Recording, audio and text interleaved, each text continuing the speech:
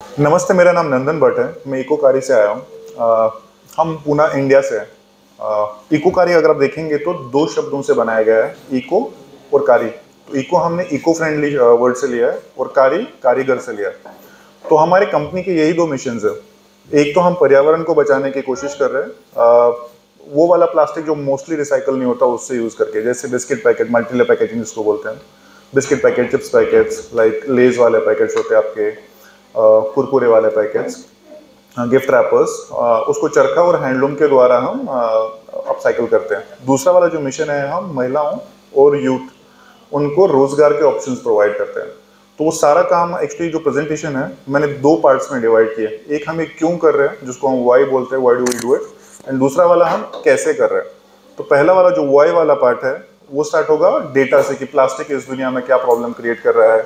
हमको प्लास्टिक को अवॉइड तो नहीं कर सकते आजकल की दुनिया में, बट कम कैसे कर सकते हैं, उसको अच्छे से कैसे रिसाइकिल कर सकते हैं उस पर। प्लास्टिक का अगर आप स्टोरी देखेंगे तो प्लास्टिक 1907 में 1907 में एक्चुअली पर्यावरण को बचाने के लिए यूज किया गया था। इन्वेंट हुआ था पर्यावरण को बचाने के लिए। 19 में एक्चुअली 1900 अर्ली 1900 में हम जो बिलियर्ड्स और स्नूकर्स खेलते थे उसके जो बॉल्स बनते थे वो हाथी के दांत से बनते थे, टस से। तो उस टाइम पे अफ्रीका में बहुत ज़्यादा पोचिंग हो रहा था, और उसलिए हाथियों को बहुत ज़्यादा मारा जा रहा था, तो ऑलमोस्ट एक्सटिंक्ट होने वाला है। तो उस टाइम पे एक्चुअली एक साइंटिस्ट को $10,000 मतलब 19,000 में दिया गया था एज अ ग्रांट, तो एक मटेरियल डिराइव करने के लिए जिससे हम हाथियों को बचा सकते हैं। तो उसने प्लास्टिक का पॉलीमर जो पहली बार निकला था, जो आज की बॉल्स भी आप देखते हो प्लास्टिक से बनती है, तो वो तब किया गया था ताकि हाथी बचे। सो टेक्निकली जो आज हम हमारे दुनिया को खराब कर रहा है वो इन्वेंट किया गया था ताकि हम दुनिया को बचा पाए। So that's how it created. So फिर first world, second world war के बाद में इंडस्ट्रियल रेवोल्यूशन जब स्टार्ट हुआ, सो सिंगल यूज प्लास्टिक उस टाइम पे जनरेट हुआ है पहली बार 1950s में। तो 1950 से लेके अब तक कुछ 8.3 बिलियन टन यूज हुआ है अब तक, जो अगर आप देखेंगे तो कुछ 1 बिलियन हाथी उतना ज्यादा प्लास्टिक जनरेट हुआ है। ब्लू व्हेल जो दुनिया का सबसे बड़ा मछली है, उसको देखेंगे तो 47 मिलियन ब्लू व्हेल्स के जितना प्लास्टिक जनरेट हुआ है। आप यहाँ पर भी मैंने बहुत बार देखा है कि हम सुबह शायद प्लास्टिक को आग लगाते हैं, या फिर चूल्हे में आप आग जलाने के लिए सुबह प्लास्टिक यूज करते हो। सबसे पहले अगर चूल्हे पे यूज करते हैं जहाँ पर भी मतलब गांव में, सो अवेयरनेस के पार्ट में उनको मना कर दीजिएगा, क्योंकि जो प्लास्टिक से जो फ्यूम्स निकलती है वो डायरेक्टली महिला के अंदर जाती है। और एक्चुअली सिगरेट से ज़्यादा अगर कैंसर हो सकता है तो उससे हो सकता है। सिगरेट उतना ज़्यादा हार्मफुल नहीं है जितना प्लास्टिक के फ्यूम्स अंदर लेंगे आप, तो उससे हो सकता है। और दूसरा, वो महिला के सामने बच्चे भी होते हैं जब चूल्हा जलाते हैं, तो प्लास्टिक अवॉइड करना चाहिए। तो technically 8.3 billion ton of plastic जो हमने जनरेट किया है उसमें से 9% रिसाइकल हुआ है और 12% जलाया गया है अब तक, और 79% अभी तक भी इस दुनिया में है। मतलब जो प्लास्टिक किया हुआ है वो आपके डंपिंग ग्राउंड्स में होगा, नहीं तो पानी में। अल्टीमेटली होता क्या है कि प्लास्टिक एक हल्का है, मतलब बैग हवा से उड़ता है, तो उड़ने के बाद में वो जाता कहाँ पर है सबसे ज़्यादा, मतलब जो रेगुलर प्रोग्रेशन है उसका, वो पानी की तरफ ही जाता है, क्योंकि पानी हमेशा नीचे वाली जगह पे रहता है, तो वो उड़ के उसी में जाता है। तो यहाँ से नदी, नदी से समुद्र में, और वहाँ पर ही रुकता है वो। दूसरा स्लाइड है नंबर। तो पानी में जाने की वजह से क्या होता है कि क्लोज टू 12.7 मिलियन टन हर साल पानी में जाता है ओशंस में, जो बहुत बड़ा अमाउंट है एक्चुअली। अगर आप उसको नॉर्मली अगर मैं बताऊंगा तो हर 1 मिनट अगर हम बैठे हुए तो 1 ट्रक लोड पानी में घुसता है। मतलब एक बड़ा वाला, जो बड़ा ट्रक, छोटा वाला नहीं, तो हर 1 मिनट पानी में डंप किया जाता है। इतना ज़्यादा प्लास्टिक हम पानी में डाल रहे हैं। वो इतना ज़्यादा प्लास्टिक 2050 तक हम क्रिएट करेंगे कि वो दुनिया का 400 बार मतलब चक्कर मारेगा ना, तो उतना ज़्यादा आएगा। हमारे तो प्रॉब्लम क्या है, मतलब इंक्लूडिंग नेपाल, यहाँ पे पॉपुलेशन कंसंट्रेशन बहुत हैवी है, यूरोप में नहीं है। अब दूसरा एक और चीज़ क्या होता है यूरोप और उसमें, since these are developed countries and उनका वर्ल्ड पॉलिटिक्स में बहुत से है, तो वो जितना भी प्लास्टिक है 2019 से पहले एक्चुअली चाइना जा रहा था रिसाइकलिंग के लिए। कोविड से पहले, आई एम नॉट श्योर कि कुछ पहले से प्लान था क्या, कोविड से पहले चाइना ने मना किया कि मैं प्लास्टिक रिसाइकलिंग नहीं करूंगा, आपको जहां भेजना भेज दीजिए। सो दैट वाज टेक्निकली 3-4 महीना पहले, बिफोर कोविड। हाँ, कोविड से पहले जैसे मना किया तो अभी यूएस, कनाडा, यूरोप के कंट्रीज थर्ड वर्ल्ड में, थर्ड वर्ल्ड मींस अपना ग्लोबल साउथ जिसको बोलते हैं हम, जिसमें एशिया आता है, अफ्रीका आता है, वो सारी कंट्रीज में इलीगल डंपिंग होना स्टार्ट हुई है। मतलब शिप्स आते हैं तो वो कोस्ट पे उठा के डाल देते हैं। तो सबसे ज्यादा जिसको नुकसान हो रहा है अभी 2019 के बाद में, एक वियतनाम है, इंडिया के गुजरात के साइड पे और बॉम्बे के नीचे वाले साइड्स पे कोस्ट पे डंपिंग हो रहा था। अभी मना किया इंडिया ने कि हम रिसाइकलिंग नहीं करेंगे आपका। अब उसके बाद में सबसे गरीब देश कौन बचता है? अफ्रीका वाले। तो अभी इलीगल डंपिंग उधर हो रही है। तो आपको अफ्रीका बहुत गंदा दिखेगा, बट वो उनका प्लास्टिक नहीं है। वो प्लास्टिक कहाँ से आया हुआ है? यूरोप से। सो वो टेक्निकली जितना भी कुछ हो रहा है ग्लोबल पॉलिटिक्स में चेंज होएगा थोड़े टाइम में, बट टेक्निकली मेरे हिसाब से इट्स ऑल बिकॉज कि West has created that kind of pollution and they feel that is okay कि हमने उनको दे दिया, वो कर लेंगे, क्या करना है। पहले कॉलोनाइजेशन होता था, अभी प्लास्टिक डाला जाता है। वर्ल्ड का मैप आपको पता है थोड़ा, आप अगर देखेंगे तो आपको पता है कि ओशन में करंट्स होती है, एक कोल्ड करंट, वार्म करंट, बच्चों को पढ़ाते हैं, warm current, cold current, hot currents होती है, और वो उसी डायरेक्शन में घूमती रहती है। अभी प्लास्टिक का हम पहले बात क्या कर रहे थे कि प्लास्टिक हवा से उड़ के नदियों में जाता है, नदियों के बाद वो इवेंचुअली ओशन में जाएगा। मतलब दैट्स द जनरल प्रोग्रेशन। मतलब आप पहाड़ से लेके नीचे तक जाओगे प्लेन में तो नदी लेके आती कचरा, यहाँ से स्टार्ट होगा, नीचे जाएगा यूपी बिहार की तरफ, यूपी बिहार से जाके या तो ईस्ट को मुड़ेगा नहीं तो वेस्ट को मुड़ेगा नदी, और वो नदी सारा प्लास्टिक लेके समुद्र में फेंकता है। अब प्लास्टिक एक लिविंग ऑर्गेनिज्म नहीं है, मतलब जान नहीं है इसमें प्लास्टिक में। तो एक बार वो करंट में अगर फंसा तो उसमें से बाहर नहीं निकल पाता। तो मछली तो निकल पाती है, मतलब करंट में आई तो, क्योंकि living organism they move out. तो वो उसकी चक्कर में उधर ना बहुत सारे गार्बेज पैच जनरेट हुए हैं ओशन में। सबसे बड़ा जो गार्बेज पैच है वो पैसिफिक ओशन, पता है आपको? मतलब 5 ओशंस है, उसमें से पैसिफिक वाला सबसे बड़ा है। उसके बीच में एक इतना बड़ा गार्बेज पैच है जो इंडिया के जितना बड़ा है। अब आप थोड़ा सा अगर इमेजिन करेंगे तो इंडिया के जितना गार्बेज पैच है, और उसकी हाइट कहीं पर 4 फुट की है। तो इतना ज्यादा प्लास्टिक हमने ओशन में फेंका हुआ है। अब एस्टिमेटेड ये है कि अगर उस वाले ओशन को हमको क्लीन करना है तो दिन के 100 शिप्स लगेंगे 10 साल के लिए। तो वो सिर्फ एक गार्बेज पैच क्लीन होगा। उसके बाद इंडियन ओशन का अपना गार्बेज पैच है। एक और डेटा पॉइंट है कि जैसे एंटार्क्टिका और आर्टिक, ये दोनों हमारे टॉप मतलब नॉर्थ एंड साउथ पोल्स हैं, जहाँ पे ह्यूमन पॉपुलेशन पॉसिबल नहीं, क्योंकि क्लाइमेट बहुत एक्सट्रीम है, मतलब बहुत ज़्यादा माइनस में जाता है कि वहाँ पे ह्यूमन पॉपुलेशन नहीं है। बट उस वाले एरिया में 87% जितने भी लिविंग ऑर्गेनिजम्स हैं उनके जब टेस्ट किया गया है तो प्लास्टिक पाया गया उनके पेट में से। तो हमारा प्लास्टिक इधर तक जा चुका है। आपको पता है कि आप ह्यूमंस भी प्लास्टिक इंजेस्ट कर रहे हैं आजकल? ह्यूमंस का क्या है कि सबसे ज्यादा पाया जाता है बच्चों में। मतलब एक नॉर्मल जो ह्यूमन है वो एक हफ्ते में क्रेडिट कार्ड के जितना प्लास्टिक खा लेते हैं। It comes through your food, मतलब मांस, मच्छी, जो भी होगा, पानी के थ्रू, माइक्रो प्लास्टिक्स के थ्रू। बच्चों में 10 टाइम्स हायर है। बच्चों में 10 टाइम्स हायर क्यों है? क्योंकि हम उनको खिलौने देते हैं जो प्लास्टिक के होते हैं, और बच्चे का पहला वाला काम क्या रहता है? वो खिलौने को उठा के देखेगा नहीं, वो उसको खाएगा, वो उसके मुंह में ही जाता है। तो उसकी वजह से उसके पास प्लास्टिक बहुत ज़्यादा होता है। अभी रिसेंटली, एक्चुअली लास्ट 2 महीने पहले, हार्वर्ड का स्टडी था कि अब हमारा खून में प्लास्टिक जाके ब्लड और दिमाग में डिपॉजिट होने लग गया। सो ये प्रॉब्लम आपको जितना इजी लगता है उतना इजी नहीं है, ये बहुत ज़्यादा डीप हो चुका है। आजकल हम ना 300 मिलियन टन प्लास्टिक बनाते हैं हर साल। अगर आप पूरे ह्यूमंस को देखेंगे तो उनका जो वेट है वो उतना ही है। तो हर साल हम ह्यूमंस के वेट का प्लास्टिक जनरेट कर रहे हैं वर्ल्ड वाइड, और 2050 तक ये डेटा है कि उसका डबल हो जाएगा, और 2050 तक समुद्र में मछलियों से ज़्यादा प्लास्टिक बैग्स दिखेंगे आपको। नमक में मिलता है, आपके शुगर में मिलता है, आपकी मछली में मिलता है। मैं दिखाऊंगा आगे, फोटोग्राफ से मेरे पास में, बट वो बड़े स्क्रीन पे ज़्यादा दिखता था। नमक, मछली, चिकन, मटन, आप जो भी खाओगे उसमें से प्लास्टिक मिलता है आपको। दुनिया में 10 में से 9 जितनी भी सी बर्ड्स है, मतलब समुद्र में पाने वाली बर्ड्स है, उनमें प्लास्टिक उनके पेट में पाया गया है। आपको पता है कि पैसिफिक ओशन सबसे डीपेस्ट है दुनिया में, सबसे जो नीचे वाला पॉइंट है वो मरीना ट्रेंच है। मरीना ट्रेंच मतलब इतना गहरा है, अगर आप एवरेस्ट को उल्टा करोगे तो भी जगह बचेगी। तो आप समझ सकते हो कि कितना गहरा है।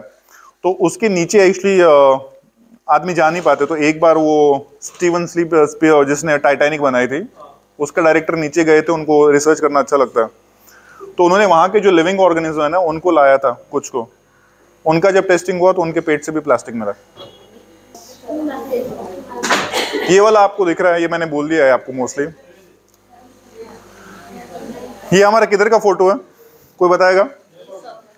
ये चितवन का है। वो जो गेंडा है उसकी जो पॉटी है FNG में, उसमें उसमें प्लास्टिक पाया गया है।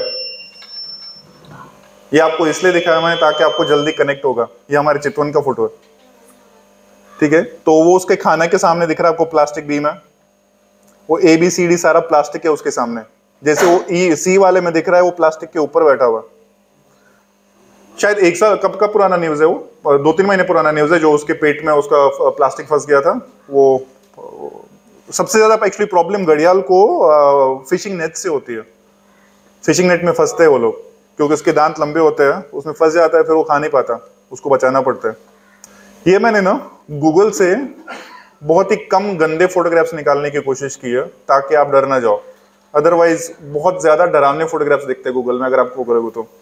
ये जो सामने ऊपर आपको टॉर्टोइस दिख रहा है, ये बचपन में उसमें फंस गया था। ये आपको पता है वो क्या है? वो कोक के ऊपर वो 4-5 वो रहता है ना रखने के लिए प्लास्टिक का एक, उसमें वो छोटा जब था उसमें फंस गया था। तो बड़ा बड़ा होते होते वो पूरा तो बढ़ गया पर उसका पेट नहीं बढ़ पाया क्योंकि उसके ऊपर फंस गया था वो कछुआ दिख रहा है आपको दूसरा, जो प्लास्टिक के साथ में खेलने की कोशिश कर रहे हैं। अगर आप प्लास्टिक बैग देखोगे, अगर वो उल्टा होता है तो एक जेलीफिश की जैसा दिखता है। और टॉर्टोइस का जो फेवरेट फूड है वो जेलीफिश ही होता है। वो गाय दिख रही है आपको प्लास्टिक के साथ में, इधर दिखता आपको ऐसा। अभी होता है क्या है कि हम ह्यूमंस को, हमको पता है कि प्लास्टिक के अंदर खाना है, बट गाय, कुत्ते, सुअर, ये सारा इनको लगता है कि ये फूड है क्योंकि उसके अंदर है, तो प्लास्टिक के साथ में खाना खाते हैं। और फोटो है मेरे पास में, पर दिखा नहीं पाऊंगा मैं। एक गाय जब मरी थी तो उसका जब पेट काटा गया था उसके अंदर से 70 किलो प्लास्टिक मिला। बहुत सारे लोगों का 70 किलो वजन नहीं होगा इधर बट उतना प्लास्टिक उसके एक पेट से निकला था। वो मरी इसलिए क्योंकि खाना ही नहीं अंदर जा रहा था, प्लास्टिक डाइजेस्ट नहीं हुआ, वो फंसता गया तो वो मतलब स्टाव होके मर गई वो। दूसरा एक नॉर्मल इशू है, आप जब इधर का भी देखोगे, सफाई वाले आते हैं हमारे घर पे कचरा उठाने के लिए, आप उसको सच सच बोलना, प्लास्टिक कैसे देते हो? मतलब खाना किस में देते हो? प्लास्टिक बैग में देते हो ना? जो घर का खाना बचा रहता है शाम का, उसको किस में दिया जाता है? प्लास्टिक बैग में देते हैं ना। बट होता क्या है कि वो जो सफाई वाला है उसके पास टाइम नहीं है, वो आपका प्लास्टिक अलग करके खाना अलग नहीं करेगा, बहुत कम है। आपको एक मेडल मिलना चाहिए बट बाकी सबको दिल पे हाथ रख के पूछ लेना, प्लास्टिक में देते हैं। मेरे घर से भी जाता है, मैं मना नहीं करूंगा। अभी ये वाला है कि हम इस वाली प्रॉब्लम्स को सोल्यूशन क्या है। तो हमने इकोकारी एक्चुअली 2020 में इसीलिए स्टार्ट की थी कि हम ये प्लास्टिक बैग्स का जो प्रॉब्लम है उसका कैसे कर सकते हैं। इको और कारीगर मैंने आपको बताया कि हमने इसी से किया हुआ था। हम 2 मिशंस पे काम कर रहे हैं। एक तो हम एनवायरनमेंट को कंजर्व करने की कोशिश कर रहे हैं, और दूसरा हम महिलाएं और यूथ, उनको रोजगार के ऑप्शंस देने की कोशिश कर रहे हैं। अब हम कैसे कर रहे हैं, एक छोटा सा वीडियो 1 मिनट का आपको दिख जाएगा। एक और दबा, ठीक है, रहने दे, मैं समझाता रहूंगा। तो ये टाइप का प्लास्टिक है। तो ये प्लास्टिक को हम एक्चुअली वॉश करते हैं, सैनिटाइज कर रहे हैं, उसको धूप में सुखाया जाता है। तो पूरा प्रोसेस मैनुअल है, हम कोई मशीन नहीं, कोई एक्स्ट्रा एनर्जी यूज नहीं कर रहे हैं। इसको हम सॉर्ट कर रहे हैं कलर वाइज। रहने दो, अभी उसको काटा जा रहा है, वो अपना चरखे पे रोल हो रहा है और हैंडलूम पे इसका कपड़ा तैयार हो रहा है। दिख रहा है आपको कपड़ा बांधते हुए इसमें से? ये कपड़ा तैयार हुआ तो इसके हम डिजाइनर्स काम कर रहे हैं इसके ऊपर, और फिर बहुत सारे प्रोडक्ट्स है जो मोस्टली एक्सपोर्ट हो रहे हैं यूरोप में, यूएस में, ईस्टर्न कंट्रीज में, लाइक एशिया, मतलब जापान, मलेशिया, चाइना, उन सब में एक्सपोर्ट हो रहा है। इनको ये वाले प्रोडक्ट्स दिखा दे तब तक मैम को, 2-3। ये सारा प्लास्टिक से बनाया हुआ है product.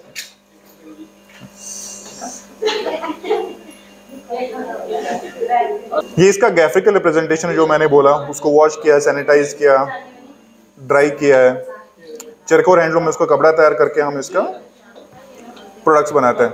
That's coming to participation. हम मेजरली पार्टिसिपेशन एक्चुअली अभी स्कूल्स और कॉलेज में बहुत ज़्यादा कर रहे हैं, क्योंकि हमको लग रहा है कि हमारी जनरेशन ने तो बहुत ज़्यादा ख़राब किया हुआ है, बट आगे आने वाली जनरेशन को अगर बताया जाए तो वो शायद सुधारे, क्योंकि हमारी उम्र ख़त्म हो गई तो एटलीस्ट वो तो अच्छे से जिए। ये आपको दिख रहा है वो मैगी के पैकेट से बनाया हुआ बैग है, नीचे वाला पॉलिथीन बैग से बनाया हुआ है, और वो कसे टेप से बनाया हुआ है। वो प्लास्टिक बैग्स और गिफ्ट रैपर से, वो जो ऊपर ब्लैक एंड गोल्ड दिख रहा है वो उससे बनाया हुआ है। ये टैंग वाले पैकेट्स है ना, यहाँ पे मिलता है टैंग, तो टैंग से बनाया हुआ बैग है, वो कसे टेप से और वो वाला पॉलिथीन बैग से। हमारा कंट्रीब्यूशन अभी तक, हमारे पास कोई 100+ कारीगर काम कर रहे हैं पुणे और कर्नाटका में मिलके। हम जो वेस्ट पिकर्स है, मतलब सफाई वाले हैं, उनको एक ऑल्टरनेट लाइवलीहुड भी देते हैं, क्योंकि ये वाला प्लास्टिक उनसे कोई खरीदता नहीं है, तो हम उनसे खरीद के उनको और रोजगार के ऑप्शंस दे रहे हैं। हम एक्चुअली इनको एक्सपोर्ट कर रहे हैं यूरोप में, यूएस में भी जा रहा है, east Asian countries like Japan, Malaysia, Singapore, क्योंकि वो थोड़े से एडवांस्ड है हमसे, तो उनको समझता है क्या उधर एक्सपोर्ट हो रहा है, तो उसकी वजह से इनको होता है। दूसरा, मैंने नेपाल में भी देखा और इंडिया में भी देखा, हैंडलूम का काम बहुत ही कम हो रहा है, मतलब ऑलमोस्ट खत्म हो रहा है, कि यूज़ नहीं कर रहे लोग, क्योंकि पैसा नहीं मिल रहा। तो हम उस चीज़ को रिवाइव भी कर रहे हैं, ताकि आप लोग उससे एक्चुअली पैसा भी कमा पाओ और अच्छे से कर पाओ। हमको एक्चुअली लास्ट ईयर कुछ अवार्ड्स मिले हैं। आपको नीचे अगर दिखेगा वो काला वाला फोटो, वो न्यूयॉर्क का टाइम स्क्वायर है, जिसपे हमारा वीडियो चलाया गया था। ये हमारे लिए एक्चुअली बहुत बड़ा काम था, क्योंकि उसमें बहुत बड़े, जैसे मोदी जी का फोटो लगता है, वैसे वैसे लोगों के फोटो लगते हैं उसमें, वरना नहीं लगते। बट हमारा वो एक्चुअली फ्री ऑफ कॉस्ट एक वहाँ के ऑर्गेनाइजेशन ने पूरा वीडियो चलाया था, पूरी रात भर चला था वो, तो बहुत बड़ा काम था हमारे लिए। प्लस गवर्नमेंट ऑफ इंडिया में टॉप 30s में थे हम। इंडिगो की फ्लाइट के मैगजीन्स में हमारे बारे में लिखा गया था। तो कुछ बहुत चीज़ें हुई है। हम इम्पैक्ट जो क्रिएट कर रहे हैं वो मेजर कर रहे हैं। इम्पैक्ट मतलब कि हम क्या क्या अच्छा कर रहे हैं इस दुनिया में, तो हमको मेजर करना चाहिए। तो हम number of plastic bags measure कर रहे हैं, हम कार्बन कितना बचा रहे हैं, एमिशन वो पर दिखा रहे हैं, और कितने रोजगार क्रिएट कर रहे हैं हम वो भी सेव कर रहे हैं, मतलब वो भी काउंट करते हैं। अभी आप हमारी मदद कैसे कर सकते हो, मेरी नहीं, मतलब पर्यावरण की मदद कैसे कर सकते हो? तो मोस्टली 3 आवर्स बोलते हैं हम, बट हम 5 आवर्स की बात कर रहे हैं। सबसे पहले जब आप सब्जी या फल लेने जा रहे हो, तो आप अपना क्लॉथ का बैग लेके जा सकते हो क्या? मोबाइल लेना कोई नहीं बोलता, जबकि मोबाइल बहुत भारी होता है ना। कपड़े के बैग का वजन 100 ग्राम से कम होता है, और दूसरा वो सस्ता पड़ेगा आपको। अब अगर चेक करोगे, अपना बैग लेके जाओगे तो बहुत सस्ता पड़ेगा। तो वो पहला वाला रिफ्यूज वाला है कि आप प्लास्टिक बैग्स को रिफ्यूज कर सकते हो क्या। दूसरा, अगर आप जाओगे तो अगर पुराना कभी ले आए तो वही वाला वापस लेके जा सकते हो क्या, तो वो रिड्यूस हो जाएगा। तीसरा, रीयूज कर सकते हो क्या, एंड देन रीपर्पज हो सकता है क्या। जैसे हमारे खाने के डब्बों में आपको प्लास्टिक के डब्बे मिलते हैं, वो प्लास्टिक के डब्बे हमारे घर पे तो मसाला यूज करने में यूज हो जाता है, मसाला सेव करने के लिए, दाल या कुछ रखने के लिए, वो रीयूज कर सकते हो क्या बिफोर फेंकने से। तो उससे बहुत ज्यादा पोल्यूशन बचता है, क्योंकि आप प्लास्टिक बाहर नहीं फेंकते हो घर से बाहर। तीसरा, मतलब लास्ट वाले केस में अगर नहीं हो रहा है तो एटलीस्ट वो ऑर्गेनाइजेशन को दो जो उसको रिसाइकिल करे एक अच्छे तरीके से। कौन से टाइप का प्लास्टिक यूज होता है? ऐसे वाला plastic, biscuit packet, chips packet, gift rappers, हमारे पॉलिथीन बैग्स। हम इस प्रोजेक्ट में मिल्क और ऑयल पैकेट्स यूज नहीं कर पा रहे, क्योंकि आपने देखा हम धो रहे थे प्लास्टिक को स्टार्टिंग में, तो उसमें से वो जो चिपचिपापन रहता है ना, वो निकलता नहीं है धोने से, और उसकी वजह से पूरा कपड़ा फिर खराब हो जाता है, और हमारा एक्सपोर्ट जाता है बहुत सारा सामान। तो वो 15-20 दिन जब शिपिंग में होता है तो उसके ऊपर वो फंगस चढ़ जाता है, सफेद सफेद वाला, तो रिजेक्ट हो जाता है। ये अवेयरनेस का पार्ट है एक्चुअली। जब आप प्लास्टिक काटते हो, बिस्किट पैकेट जब काटते हो ना, जो ऊपर के 2 है वैसे नहीं कटना चाहिए, वो कभी कोई रिसाइकल नहीं कर पाएगा। और ऊपर का जो आप टुकड़ा काटते हो उसको फेंका मत करो, क्योंकि वो छोटा वाला टुकड़ा 110% कभी रिसाइकल नहीं होगा, क्योंकि वो मिलेगा ही नहीं किसी को, क्योंकि बहुत छोटा नैनो पार्टिकल आता है। वो जो ट्रायंगल काटते हैं ना सुबह दूध का और इसका, तो वो नहीं करना चाहिए, क्योंकि वो कभी रिसाइकल नहीं होगा। फॉर एग्जाम्पल आप जूस पीते हो तो उसके साथ वो स्ट्रॉ मिलता है, वो स्ट्रॉ अलग नहीं फेंकना, उसके अंदर दबाना होता है, तब वो रिसाइकल होता है, वरना नहीं होगा। वो नॉर्मल केसेस है। ये बिन्स की बात हो गई। आप सफ़ेद मतलब अलग अलग कर सकते हो क्या। अगर आप ट्रैवल कर रहे हो बस में से या फिर प्लेन से, आप अपना पानी का बॉटल अगर यूज़ करोगे, एक तो आप पैसा बचाओगे। पानी का बॉटल कितना, 40 रुपये है यहाँ पे, 40 से 50 रुपये तो रहेगा, 20 ही पकड़ लो, 20 रुपये तो बचेगा, कुछ तो बचेगा। और इसमें एक्चुअली मतलब मैं डेटा पॉइंट बोलूँगा आपको, अगर ये पानी का बॉटल हमने बाहर अगर एक्सपोज हुआ है तो प्लास्टिक का एक प्रॉपर्टी होता है जिसको हम बोलते हैं फोटो डिग्रेडेशन। जैसे अगर हमने सब्जी बाहर रखी तो 20 दिन में मिट्टी बनता है, उसको बायोडिग्रेडेशन बोलते हैं, कंपोस्ट जिसको बोलते हैं। बट प्लास्टिक कंपोस्ट नहीं बनता, उसको फोटो डिग्रेडेशन बोलते हैं। फॉर एग्जाम्पल अगर आपने एक प्लास्टिक की कुर्सी बाहर धूप में रखी है तो उसने आप ऊपर देखा है कि वो छोटा छोटा सा पार्टिकल निकलता है, उसको नैनो पार्टिकल्स बोलते हैं, और वो फोटो डिग्रेडेशन से होता है। तो ये वाला अगर आपने 10-15 दिन बीच में धूप में रखा था आपसे आने से पहले, तो उसका फोटो डिग्रेडेशन आने के बाद में प्लास्टिक पानी में आता है। आप पूछ रहे थे ना कि हम में से पानी का प्लास्टिक कैसे आता है, इन चीज़ों से आता है। ये सारे कुछ प्रोडक्ट्स हैं हम जो बना रहे हैं इन वाले चीज़ों से, और आपने देख ही रहे थे कुछ प्रोडक्ट तो क्वालिटी वैसी है। इसमें जो चमक है वो एक्चुअली बिस्किट पैकेट्स के जो अंदर दिख रहा है ना, बिस्किट पैकेट के अंदर आपको दिखता है कि वो चमकीला चीज़ रहता है, एल्युमिनियम फॉइल होती है, तो उससे उन चीज़ों में चमक आती है। मेरे पास नहीं है, शायद वो छोटा वाला पैकेट था ना जिसमें चमक है। ये वाला जो चमकीला चीज़ है ये उससे आया हुआ है, बिस्किट के अंदर वाला से। ये कुछ बैग्स हैं, ये वाले डिज़ाइन सारे एक्सपोर्ट होते हैं।